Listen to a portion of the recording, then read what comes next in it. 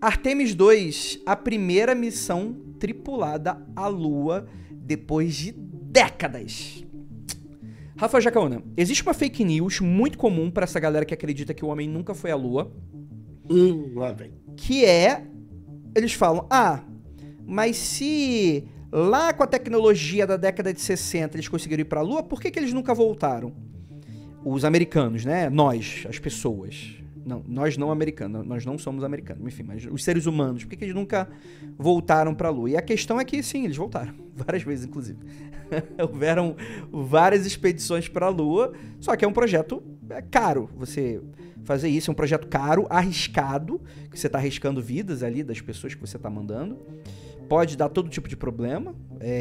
Essa primeira missão da Lua foi feita com maisena, chiclete mascado e clipes de papel e quase não deu certo. Absurdo. Em vários momentos. Que absurdo. Que absurdo. A gente vê ali que Deus estava no comando mesmo. Mas aconteceu e foram novamente sendo visitados. Mas a questão é que a Lua perdemos o interesse. Porque você, enfim, o que você pode evoluir tanto tecnologicamente, né? E o que justifique a quantidade de verba. Para quem não sabe, isso fazia parte da corrida espacial, em que tanto os Estados Unidos quanto a União Soviética corriam para saber quem ia vencer ideologicamente, né? Quem traria soluções para o planeta. E temos novamente, podem marcar aí nas suas agendas que o ano é 2026, ano que vem, a NASA vai lançar a Artemis 2, que é a primeira missão tripulada sob essa campanha da Artemis, não depois de abril do próximo ano.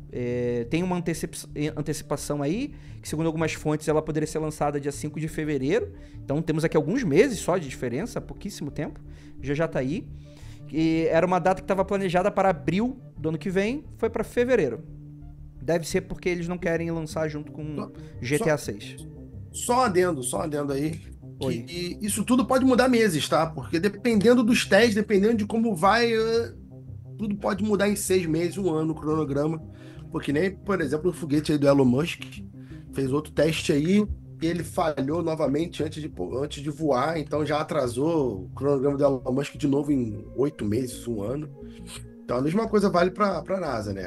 A NASA tá fazendo os testes com várias empresas e essas empresas também até então estão no cronograma, mas de um dia para o outro esse cronograma pode mudar. E a primeira missão, né, Artemis 2, é para primeiro dar um rolê em torno da Lua, e a Artemis 3, que é para de fato pousar. Então eles não vão pousar na Lua nesse primeiro momento. Humanos vão dar um rolê em volta ali, vão fotografar, fazer estudos, verificar de fato a funcionalidade, assim como aconteceu na missão lá na década de 60, né?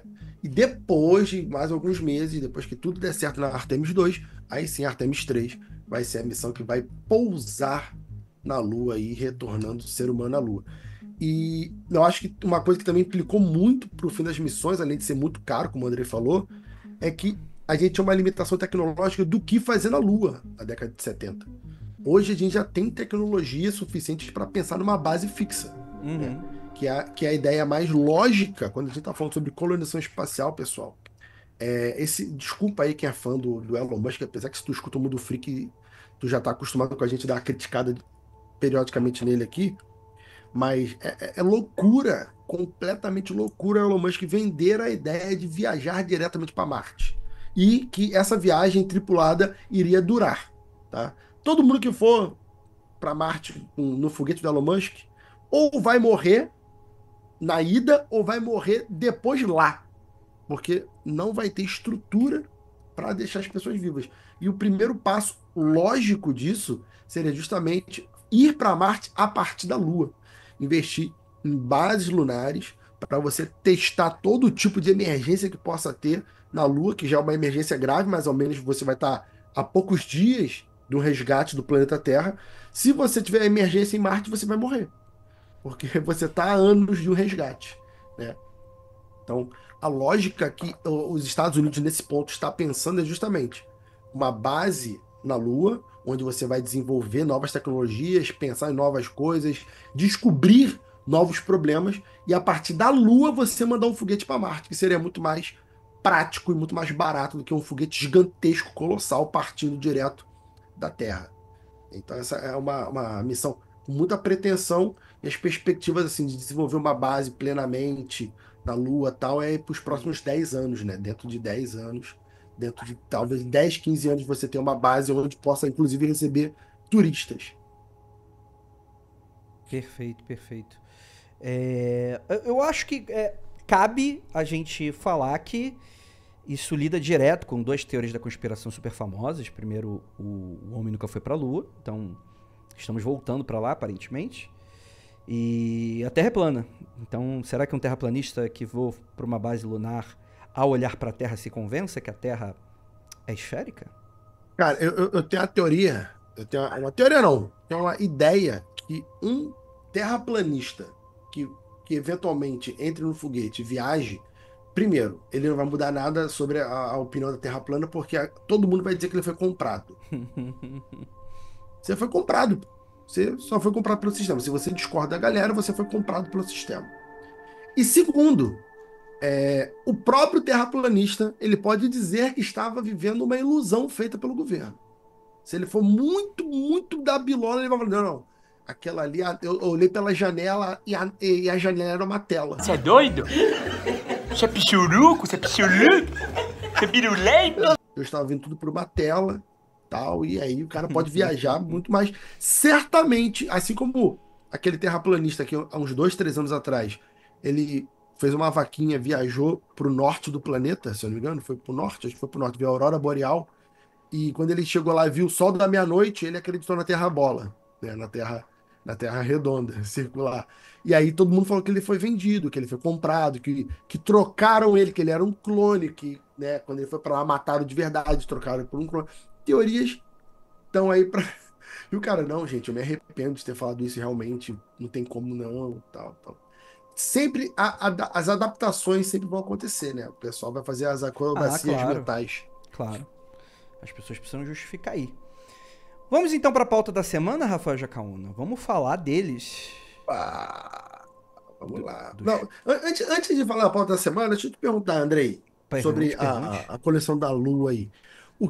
Para você, o que é que falta a partir de agora, sim, para existir de fato uma base lunar e eventualmente uma base em Marte? O que é que você acha que a tecnologia está madura para isso? E você acha que precisa de mais alguma coisa? Não faça mais puta ideia, Rafael. Olha, Ô, André. eu acho que o grande custo aí tá mais envolvido. Eu sei que parece meio óbvio, e você meio que arranhou isso quando você foi falar. É mais o custo humano. Porque, por exemplo, eu acho que foi um evento extremamente traumático, como.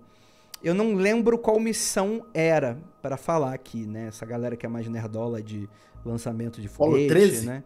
O Sakane, etc. Não sei qual é. Mas aquela. Foi a Apollo que explodiu? Ah, não, foi a Challenger. A Challenger, então, você Eu acho que tinha foi a Challenger. aquelas missões, por exemplo, com ônibus espaciais, que não era para ir para a Lua, era outro tipo de expedição, né, pro espaço e tal.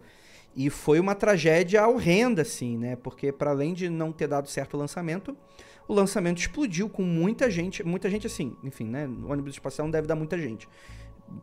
A não ser o Grajaú Jacarepaguá, que esse deve ir pra Lua todo dia, em vários horários. Não, mas como você está falando, Andrei, eu acho que independente de quantos astronautas forem, sei lá, acho que morreu, não lembro realmente, mas digamos que morreu 6 astronautas. O custo do treinamento de cada astronauta é tão gigantesco Sim. que o preço da nave é muito alto. Vai morrer 6 astronautas, 5 Sim. astronautas. É um custo humano, custo público, custo financeiro de 10 anos de treinamento. Então, Sim. realmente é uma dor, é um parto muito importante ali, né? Então, o pessoal tá falando aqui que a Challenger foi em 86. Mas eu posso estar enganado, mas eu lembro de um que aconteceu ou no final da década de 90 ou no início dos anos 2000, que tinha a ver com um ônibus espacial que teria morrido até uma professora, lembra? Nos Estados Unidos? Ou posso estar viajando. Enfim. Acho que teve sim. É uma grande tragédia quando esse tipo de coisa acontece. E é claro que reforça. Então, quer dizer, lançar algo dessa forma é caro. não apenas pela tecnologia de ponta, cálculos, etc., como para a quantidade de pessoas extremamente bem habilitadas e são pessoas que têm que ser bem pagas, né? Você não vai querer negociar com um funcionário sendo que o maluco vai apertar um parafuso de algo que, se esse parafuso não estiver bem, vai explodir o negócio todo, né? Então, assim, o custo humano pode acabar sendo muito alto. Então, assim, esse tipo de missão, pra mim, ele tem muito a ver como didática de paradigma. O que eu quero falar sobre isso? Se der certo, a gente pode estar vendo aí um novo alvorecer de uma conquista espacial, tipo One Piece. Quando morreu lá o Goldie Roger, que lançou a Era da Pirataria, podemos ter aí a Era dos foguetes novamente, não da mesma forma que a corrida espacial, mas eu imagino que provavelmente se a gente começa a esse papo de base na Lua aqui, todo o país vai querer uma base na Lua. Não, vai ser só dos Estados Unidos? O primeiro que montar a base vai falar assim, é possível, então eu também quero. Exatamente. Então, assim, se de fato a gente estivesse encaminhando para isso, digo eu que é capaz de termos notícias legais. Só que essas missões têm que dar certo. E tem que provar que a nossa tecnologia de ponta, ela é suficiente para deixar essas pessoas vivas. Que eu acho que... E assim, gente, quando a gente tá falando sobre isso, a gente tá falando de algo, por exemplo, da última que eu tinha visto... Novamente, eu não sou especialista nesse tipo de assunto. Mas, por exemplo, às vezes, se a placa que está em volta do arrefecimento do combustível tiver qualquer tipo de defeito, é um negócio que vai tudo pelos ares. Então é um negócio que tudo tem que tirar 20 no dado, saca? Cara, de fato, você falou um negócio de um pequeníssimo defeito que pode dar merda. A Challenger explodiu por causa de uma borracha. Ela tinha uma borracha de vedação do combustível e aí não era para a recomendação era que ela não decolasse naquele dia porque estava muito frio de manhã.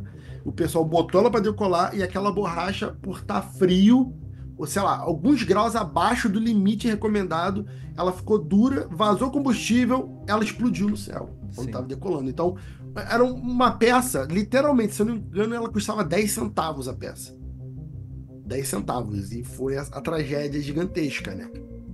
Perfeito, perfeito. Ó, o pessoal tá lembrando aqui, foi a Columbia, o projeto Columbia de 2003, que deu problema, que teve a professora, teve até uma votação. A Challenger que teve a professora, eu acho. Não, então, a Challenger também teve, as duas tiveram.